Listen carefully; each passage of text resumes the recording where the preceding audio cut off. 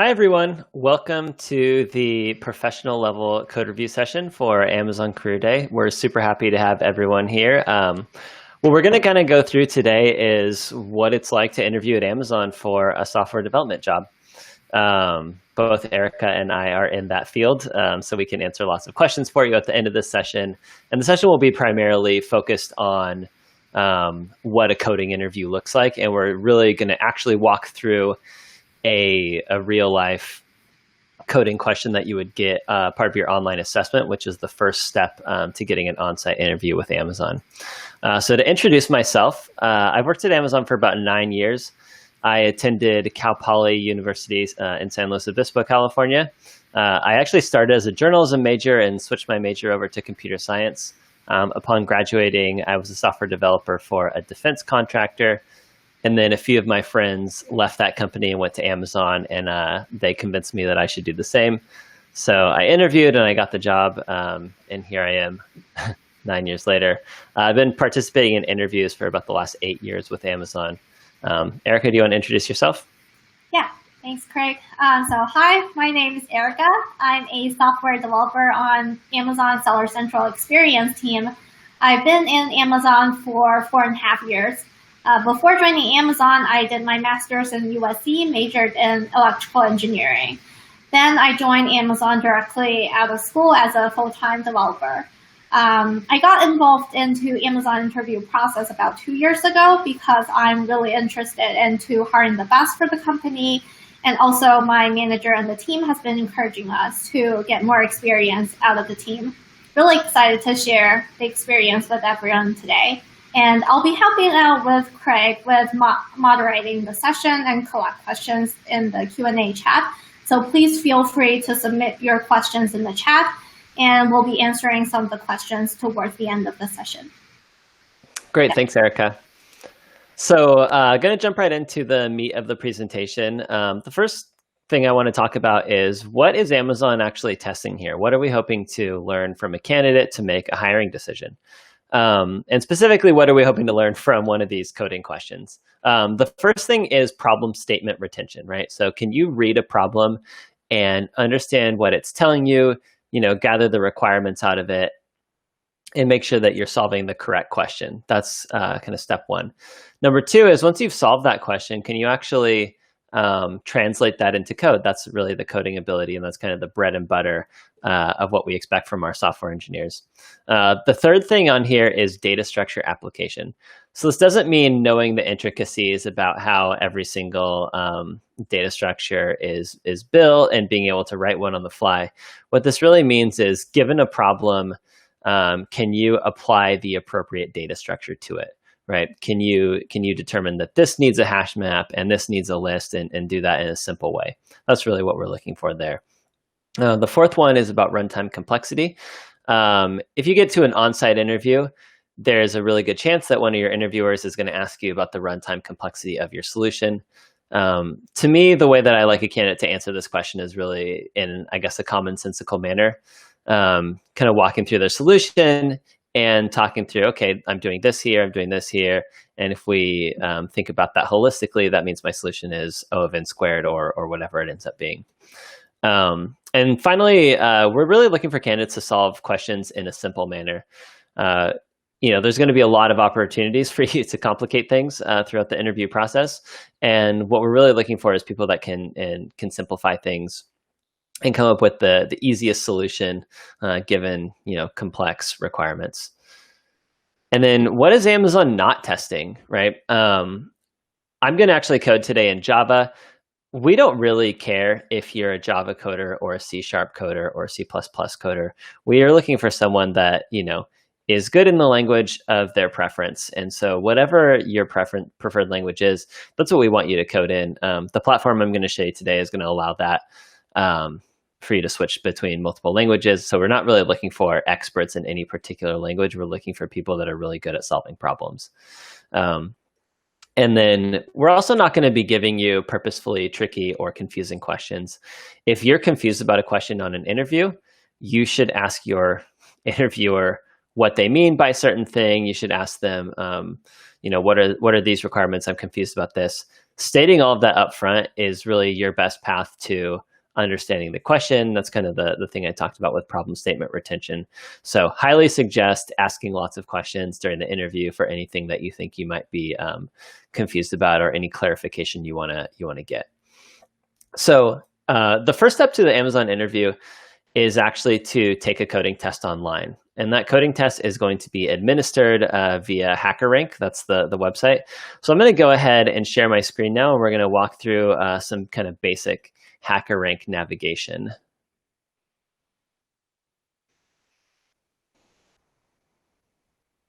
Okay, so everyone should be able to see my screen at this point.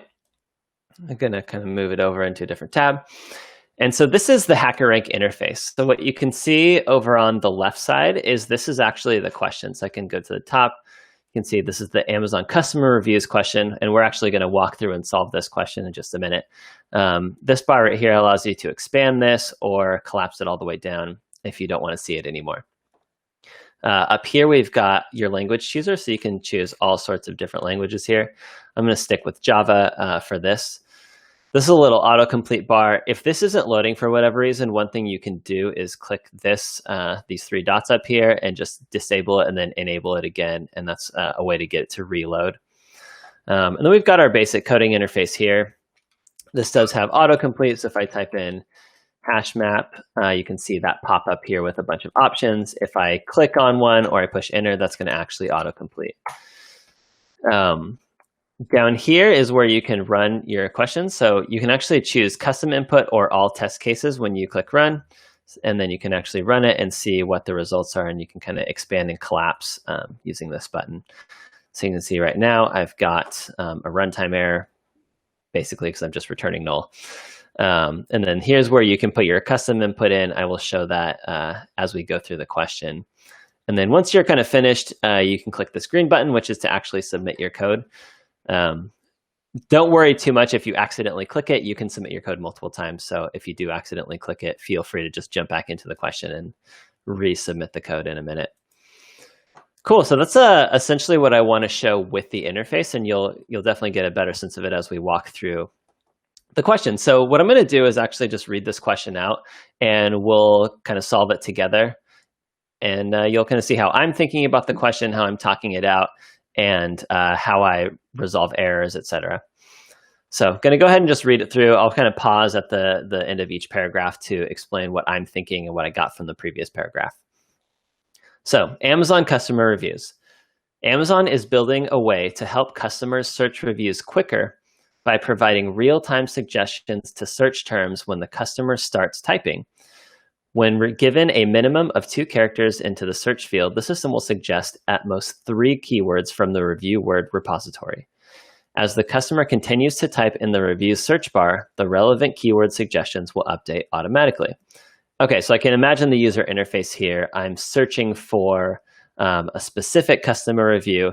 There's a bunch of customer reviews in some sort of repository, and I'm kind of searching between them. And it sounds like we're doing an autocomplete, a simplified autocomplete here. So it says, write an algorithm that will output a maximum of 3 keyword suggestions after each character is typed by the customer in the search field. Okay, so we want a maximum of 3 keyword suggestions. It's probably important. If there are more than 3 acceptable keywords, return the keywords that are first in alphabetical order. Only return keyword suggestions after the customer has entered 2 characters. Keyword suggestions must start with the characters already typed. Both the repository and the customer query should be compared in a case-insensitive way. So there's a bunch of requirements in there. We need to do alphabetical order, we need to do case insensitive, and we need to wait until 2 characters have been typed. Okay, sounds good. So then next down here, we've got input and output. The input to the method/function consists of 2 arguments. Repository, which is a list of unique strings representing the various keywords from the Amazon review comment section. Then we've got customer query, which is a string representing the full search query of the customer.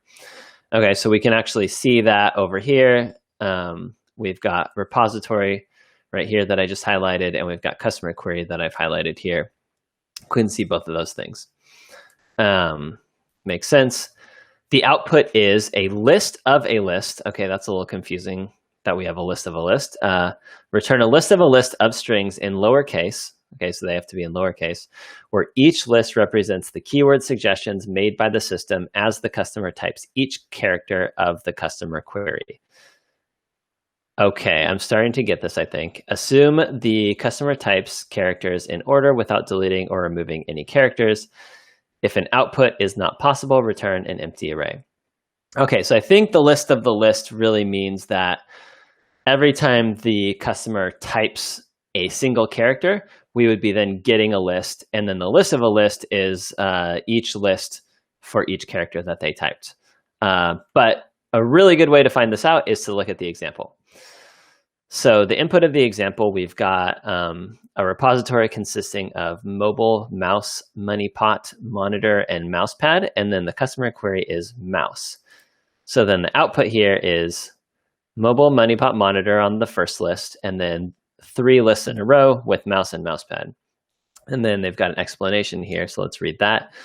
The chain of words that will generate in the search box will be MO, MOU, MOUS, MOUSE. Okay, so that makes sense to me because every time the customer is going to type an additional character, we're going to see one more part of this word until they eventually get to mouse. We can also see that there's 4 results here, so that makes a lot of sense. Each line from the output shows the suggestion from each one of these. So we can see that Mo is mobile, MoneyPot, monitor. Those all start with MO. And then once you add that U in, that eliminates all of those words. And we've just got mouse and mousepad for the rest of these. Okay. And then these are all alphabetically ordered. We can also, one other thing that I kind of notice is that the input is not ordered for repository. So we've got mobile, mouse, MoneyPot, monitor. Those are definitely not in order. Okay, cool. So I think I've got this, but the first thing I want to do actually is kind of hard code a solution and make sure that it works. I would suggest doing this before you actually start your test, just to make sure you're kind of comfortable with HackerRank. But I'm going to go ahead and do this right now just to make sure that it's kind of working how I want.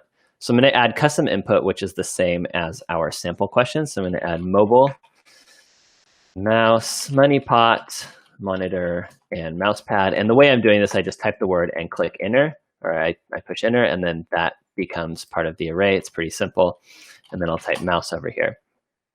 Then go ahead, let's see. I'm going to create a list of string, just like I'm supposed to. We'll call that return value. Oops, I'm going to make an array list and not a list so that that actually works. That should be good. And then let's go ahead and add a couple lists to that. Do arrays as list to do something in line. And so the first answer should be mobile, and then MoneyPot, and then monitor. It's also worth noting the reason I'm not copying and pasting this in is that HackerRank will yell at you if you do that. You're not allowed to copy and paste anymore. We used to allow that because we would allow people to do it in an IDE, but since HackerRank is an IDE now in itself, we're going to go ahead and not allow people to copy and paste anymore. So I'm just going to put a quick for loop in here since this is supposed to return out 3 times. And now I should be able to return my value here. And let's go ahead and run this and see if I get what I was hoping for. Okay, so we can see the input here is mobile, mouse, MoneyPot, monitor, mousepad, and then that's the customer query at the bottom. And my output was exactly like the output over here. So I'm feeling pretty good about the hard-coded solution that I just did. You can also switch this to run all test cases, and we can see hopefully that I don't pass any of those. Yeah, which makes sense. Funny that we could actually just like hard code one of these, and then we should be able to pass 1 test case, but I'm not going to do that right now. So let's go ahead and see if we can solve this for the example query to start with. So what I got from reading that question was that we've got this repository of customer reviews that we want to search through, and we've got this customer query that we want to match against that repository. So the way that I'm thinking to do that is to sort the repository because I think it said that the results need to be sorted alphabetically. So I'll sort the repository first in alphabetical order. After I do that, I would like to walk through the customer query. And so I'll just kind of like build a temporary query. So every time they type a character, that'll be one iteration of a loop. And then eventually we'll go from nothing all the way up to the full query term. And for each one of those query terms, we'll just do a simple brute force for loop across the repository and see what we found. And then we'll just add that list in, and then we'll return the result, and that should be what we need to do to solve this problem. So that's kind of how I'm thinking about it. So let's start off. I think the first thing I said was that I was going to do a sorted list. So I'm going to create a sorted repository right here. So equals new array list, and I'm going to use the constructor argument that allows you to pass in another list and just copy it over. And then I'm going to call collections.sort on my sorted repository. You can see I'm auto-completing as I go for some of these things. So we've got a sorted repository now. Pretty simple. And so now I'm going to do kind of the temporary customer query thing that I mentioned a second ago. So we're going to go from I to the end of customer query.length. That isn't auto-completing. Sometimes autocomplete has some issues, so I'll just type it out. And I'm going to create a string called temp query. That's going to equal customer query dot substring, and we'll go from subsequence. That's not what I want. We'll go from 0 to I. So that should make it so that every iteration of this for loop, it's going to expand that query. One thing that's kind of interesting here, you can actually see that I've got a compile error right here, which I do not think should be a compile error. That happens occasionally with HackerRank. A quick way to do that, to just double check, you can just switch to another language and then switch back to the language you were using, and it won't delete any of the stuff you had. And now we can see that my code is compiling correctly. So we've got the temp query created. So now I think the next thing I said I was going to do was walk through the repository. So we'll do string word that we're going to check on sorted repository. And then we'll just say if word starts with temp query. Adding my temp query in here, then we'll go ahead and add it to this list that I forgot to create. Great. So at the top here, we'll create this list. We'll call this a single pass result, because this will represent one pass. So then at this point, we'll say single pass result dot add word. And down here, we're going to take our return value. That's our list of lists, and add that single pass result. And then we'll return that at the end.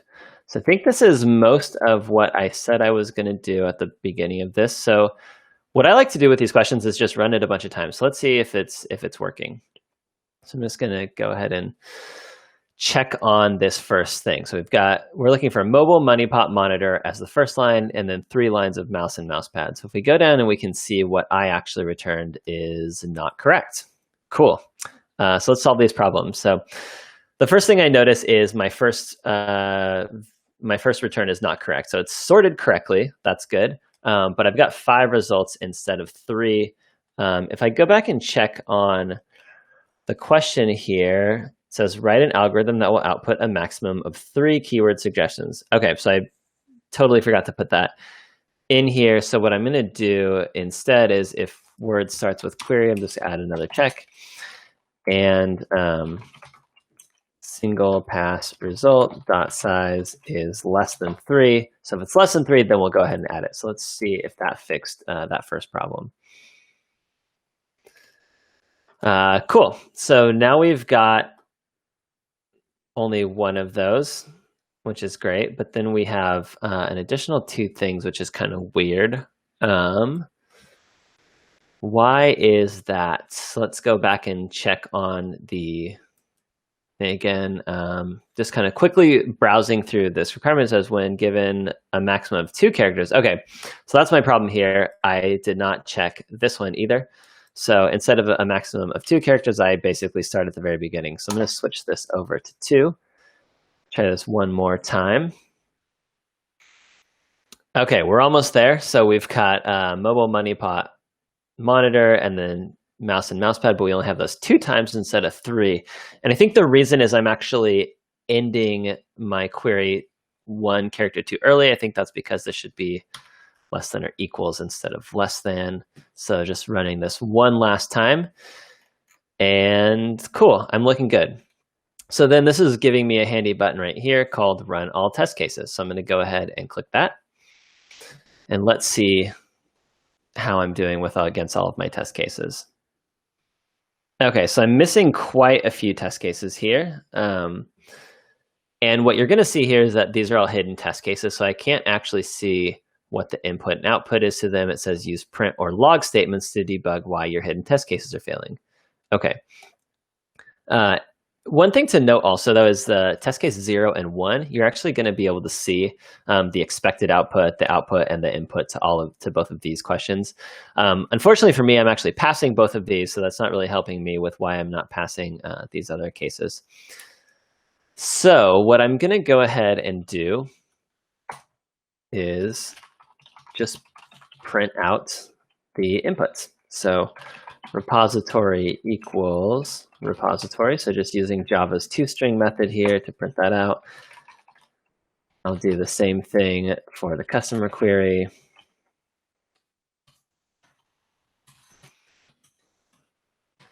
Again, I can just autocomplete that, which is really nice. And let's run this again. So I'm probably going to fail those same test cases I would expect. Okay, so my debug output is the repository is ABBS in my output over here. Okay. So interestingly, I think one thing that I'm noticing for these, if I kind of walk through, is that each one of these has a bunch of uppercase letters. And I remember that we're talking about comparing things in case-insensitive way. And I think, yep, and the output also says return a list of strings in lowercase. And I think you can see my output clearly is not in lowercase right here. And I'm pretty sure I'm not comparing in a case-insensitive way either, since I didn't do anything about lowercasing. I'm going to remove these compile errors again real quick, just to make sure nothing is weird. And let's go ahead and fix that problem about case insensitivity. So we've got our sorted repository that I created in this way, where I'm just passing in the actual repository. I think doing that is kind of problematic because I just copy everything in as is. And so what I'm going to do instead is do it with a for loop. I'll just call this word, and we'll walk through the repository. And I'm just going to add everything individually. Except when I add it, I'm just going to switch it to lowercase. I know there's better ways to do this with Java 8 in terms of stream and whatnot, but I'm going to skip those for now to keep it a little bit more accessible for a wider range of programming languages. So add lowercase here. And then the other thing I need to do is my temp query, which is kind of the main thing I'm using to compare. Let's also lowercase that. And let's try this again and see if I have kind of resolved some of these issues. Aha, okay, great. All of my available test cases passed, so that's awesome. So I've successfully passed every single test case now. One thing I didn't do that I think is worthwhile to do in these questions as well, if you're missing, especially if you're missing some random cases, is we've got our return value that we're creating at the top, and then we can just do some basic checks, like if repository is null or repository is empty or customer query is null or customer query dot length 0, and in any of those cases, return the return value. Oh, and then one other thing that I think I'm kind of missing here is if, since we don't start checking until 2, so we can just say if dot length is actually less than 2. Sorry, everyone. I think Craig is seeing some technical issues. Let me share my screen, and hopefully we can continue with what he has left for the code. Let me share.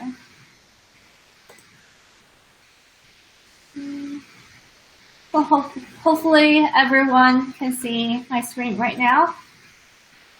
And then try to get what Craig has left for his code.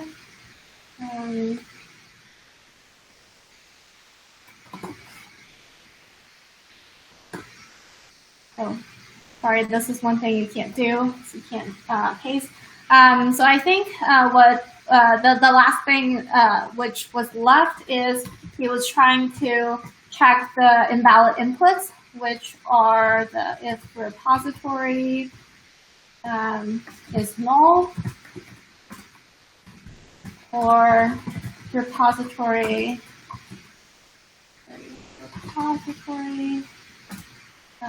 is empty, or customer query is string. I'm back now. Sorry, Erica.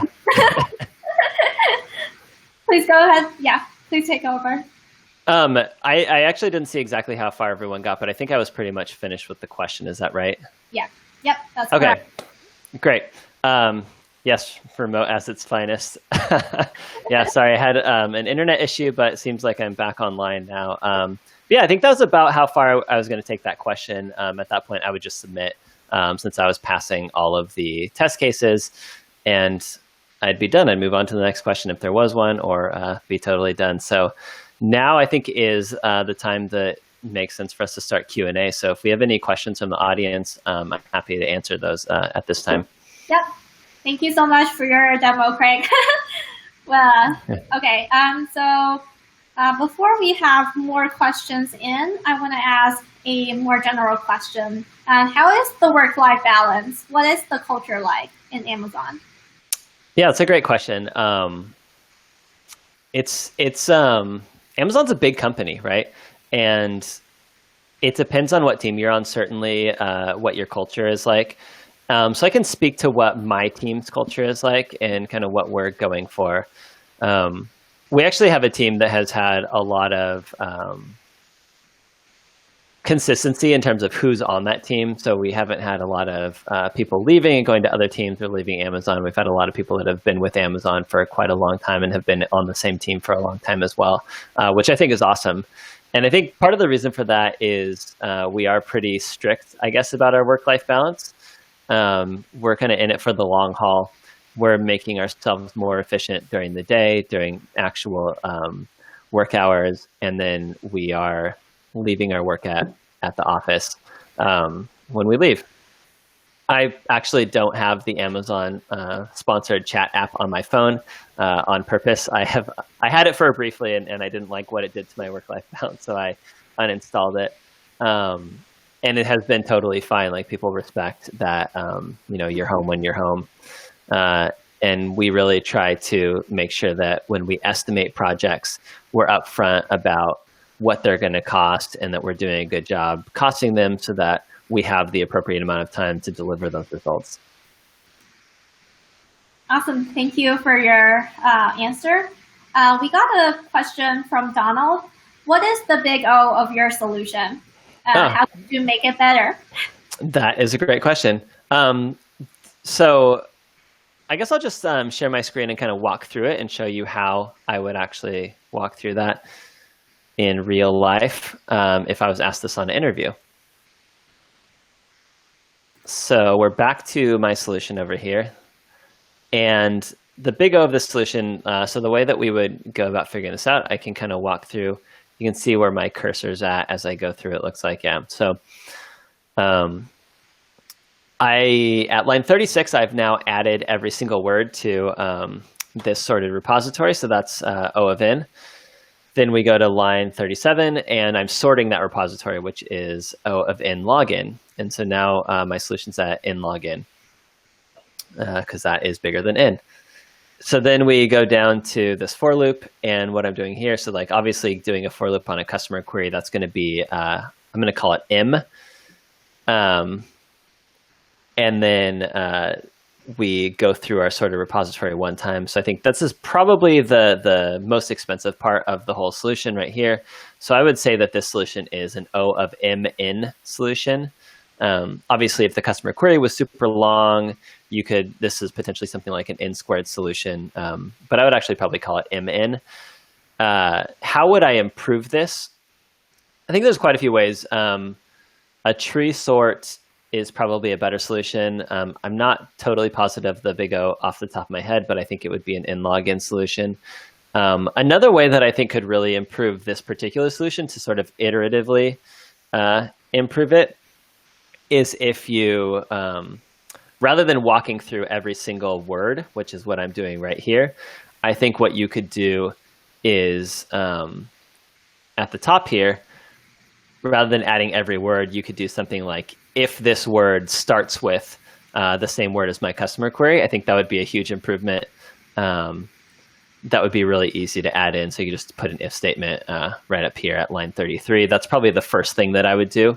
If I was trying to improve this, I would check if that was good enough, because I think that would allow you to have a better, quicker solution without doing a huge refactor on the overall solution. Cool. Thanks, Craig. Yep. We got another question from Ronnie. So during a technical interview, if someone takes a longer time to answer a question but solves it completely, does it affect in any way? I think I've definitely seen candidates that go, I've seen candidates that take a while to solve a question, but they do a really good job of being thorough, and they make sure like every edge case they've thought of, or they're very communicative throughout the process. And I've seen other candidates that try and solve things, that solve things really fast. Both of those are totally good ways to go, and I think you should do what works best for you. So to answer your question in a succinct manner, yes, that would be great. If you take a little bit longer, but you're doing it really thoroughly and with super high quality, that's great. Yep. Cool. We got another question from Lisa.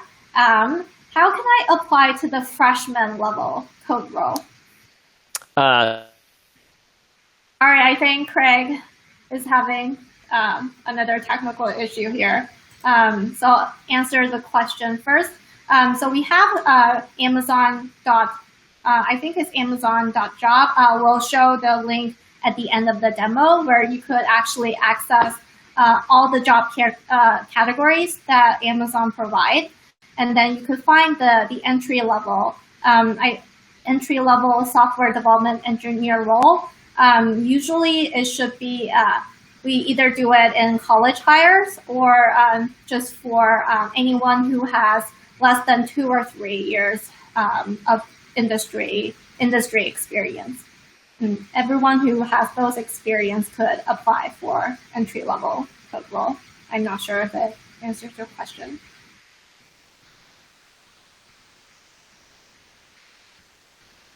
Yeah, we will provide, for Lisa and everyone, we will provide the link at the end of this demo. You will see that link, and then please feel free to reach out to us as well. Yep.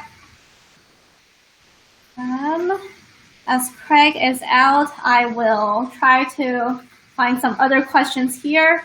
Okay, I see another question. I'm back. Having a lot of internet problems today. I appreciate everyone bearing with me. Okay, cool. We got another question here. I have applied for a software new grad position, but did not get any response. What should I do? That is a really good question. I don't have a great answer for you, to be honest. I think there's sort of a cycle with Amazon. So I think like one answer is to wait a little bit. Um, and there's a specific way, that you want to go through. I think you probably did it the right way if you went through the Amazon new grad position. But I think like you can always apply again too. So I think, I think it's amazon.com/jobs, but I think probably the way that you did it is the right way. I apologize on behalf of Amazon that no one got back to you. So I don't have a good answer for you on what the next step is to be. If you know someone at Amazon, you can always bug them and force them to do something for you. Thank you, Craig. We don't have new questions. Let's see. Yep, we just got a question coming in from Stephanie. Were you able to choose the area that you work from? A lot of the jobs are listed for Seattle, but I live near the new headquarters too. A lot of the roles are senior. So what should I do? Cool. You definitely can choose the place that you're applying to. Weirdly, I don't think this is necessarily available to everyone, but I actually live nowhere near any office, and so I'm like entirely work from home. And that can eventually be accessible to people, I think, if you've been with the company for a long enough time, like I have. But for you, yeah, you should definitely apply to those areas. I think the best way is to probably find a recruiter that specifically sources that area. But you can tell any recruiter from Amazon that you talk to that you're really interested in the new HQ2 location. And just because a lot of the roles there are senior does not mean that's all they've got. Asking the question is the way that I would go. But there's tons and tons of Amazon offices. I actually started in the Amazon San Luis Obispo, California office. I then worked in the Seattle, Washington office. My wife and I considered moving to Madrid at one point, but we decided not to. But there's Amazon offices all over the place. I know people that live in Luxembourg. I know people that live in London and all work for Amazon. I know people that have worked for Amazon in Tokyo. So lots of cool options if you're interested in living in different places. And just tell whatever recruiter you talk to that that's what you're looking for, and they'll get you in the right place. Thank you. We got another question from Sarwani. So what are your suggestions and tips for Amazon interview preparation? Definitely do lots of coding questions, kind of like the one that I just did. So I would suggest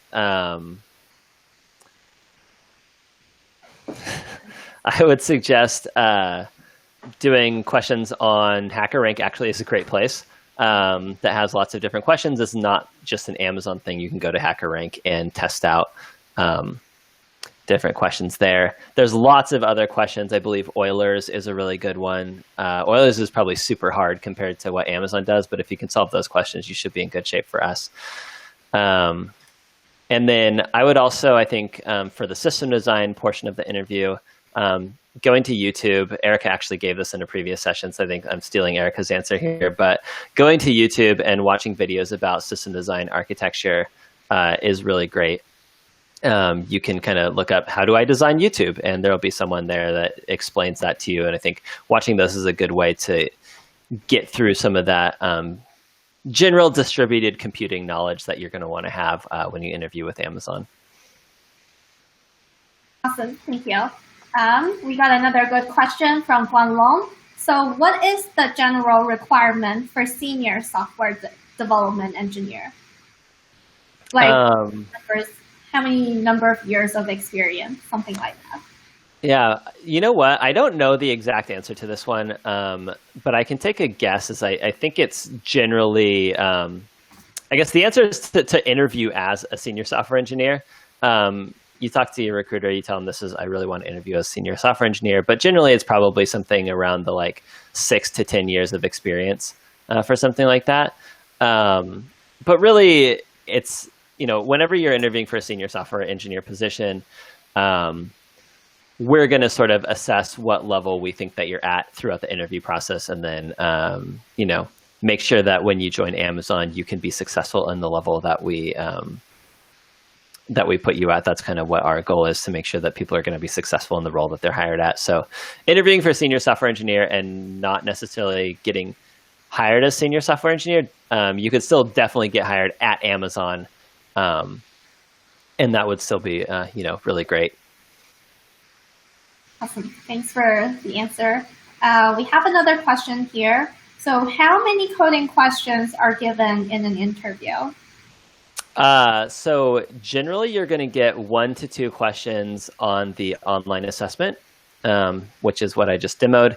And then you'd get an additional usually two coding questions in the actual interview, plus an additional 2 technical questions, one of which would be a system design interview, and the other one is sort of a hybrid between coding and system design, where it's more of a, class design exercise to make sure that you're building your lower level system design, your class level system design, in kind of a maintainable, reusable way. Yeah, great. Another question from Victor, which is more general. Can you please talk about what you do day to day? What technologies do you use? I'm going to see, Erica, why don't you answer that question? Erica's actually a software developer, and I am a software development manager. So I think Erica's probably better off answering this one. Yeah, sounds good. So for myself, because my team is maintaining both front-end and back-end stacks, so we're kind of like doing a full stack engineer right now. So basically for maintaining the back-end stack, the main coding language for my team is Java. And then we also apply a lot of the AWS products like DynamoDB and CloudWatch, other stuff. And for front-end stacks, for coding languages, we definitely use the very basic like JavaScript, HTML, CSS to maintain the web lab. We also adapt to some newer technologies like React and Redux. So that's basically what we use day to day, if that helps. Cool. I think we have another question from Andrew. So I am a data scientist. Would the interview be similar to the developer interview? There'll be parts of it that are similar and parts of it that aren't super similar. I think Amazon is going to assess how we feel you're doing against our leadership principles, and that's going to be pretty similar across both of those roles. You can Google Amazon leadership principles if you want to get a list. One thing that I did before my Amazon interview that I thought was super helpful when I actually did the interview was to write a paragraph about every single Amazon leadership principle. And really when I wrote a paragraph, what I was doing was saying, here's an example of something I did at my job that I felt like was in line with the Amazon leadership principle. So I thought that was, so I don't know why I did that. I just chose to, but it was extremely helpful to have those examples ready to call up during the interview. In terms of the technical portion of the interview for data scientists, I believe there's a small coding portion, but it's definitely not the same as what an SDE would do. And then obviously there's going to be actual data scientists interviewing you on the loop, and they're going to give you a lot more specific data kinds of questions. I'm sure there'd be a bunch of SQL questions and things like that. Awesome. So we have time for one last question here. So let's see. So what does career progression look like at Amazon? Cool. Yeah. So I will use myself as an example to explain career progression. So as I said earlier, I started as an SDE1, so like an entry-level software developer. And I had a little bit of experience at the time, but not enough to level at like the mid-level software developer. So did my interview, got in as SDE1, and a couple of years later, I got promoted to SDE2.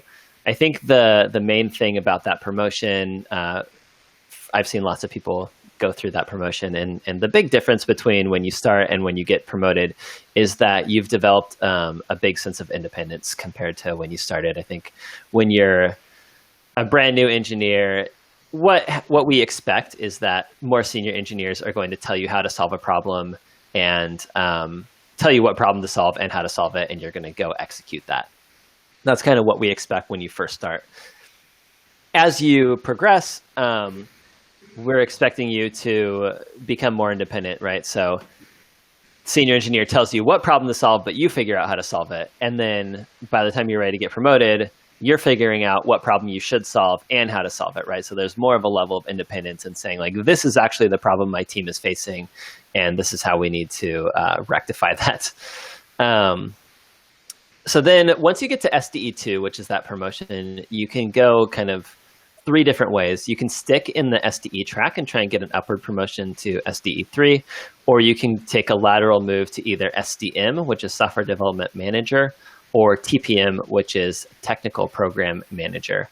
And of course, you could also really go crazy and switch into like a research scientist role or something like that. I've seen a couple people do that if you really are passionate about doing something like that, but you probably have to do a bit more interviews and work for that. So technical program manager, if you went that route, is essentially someone that's managing large-scale projects across multiple teams. But the more common approach is to either try to get promoted to SD3 or move into software dev manager. For myself, once I hit that SD2 level, I stayed in that role for about 1.5 years, and then I switched over to SDM. So actually switched to a sister team that needed a manager and began managing some junior engineers, and I've actually stayed on that same team essentially until today.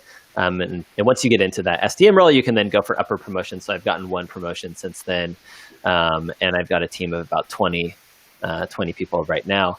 And then obviously you can get promoted to SDE3, which is the next level, and that's more of a team lead engineer role. And there are usually, for a team of 20 like myself, we've got three of those engineers on our team that are helping out with everything and doing lots of design and coding work at the same time. And you can stick in that individual contributor role for a very long time if you want.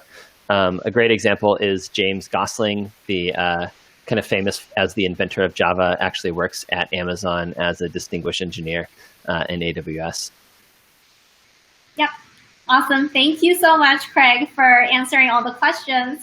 I think we're running out of time. Thank you, everyone, for submitting all the good questions. We really appreciate your participation, and we hope that you get what you want from the session.